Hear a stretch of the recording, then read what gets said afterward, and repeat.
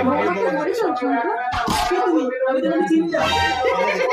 শঙ্খ, আপনি আপনার বাবা ছেলেকে আমার সাথে বিয়ে দিয়ে আমার জীবনটা নষ্ট করে দিয়েছে। মা, একমাত্র তুমিই পারবে আমার শঙ্খকে ভালো করে তুলতে। আমার ভিখারি বাবা সব কিছু বিক্রি করে আমাকে বিয়ে দিয়েছে। আমার ফিরে যাওয়ার পথ নেই। আমি দিন রাত এক করে ওকে সুস্থ করে তুলবো। বৌমা, তুমি শঙ্খকে নিয়ে 6 মাসের জন্য কোথাও বেড়াতে যাও। 6 মাস পর আমি এখন সম্পূর্ণ সুস্থ।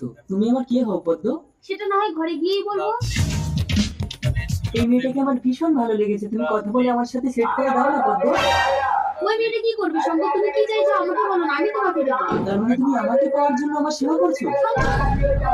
শঙ্খ, আমি যে কোনো ভাবে ওকে তোমার কাছে এনে দিচ্ছি। শুনুন।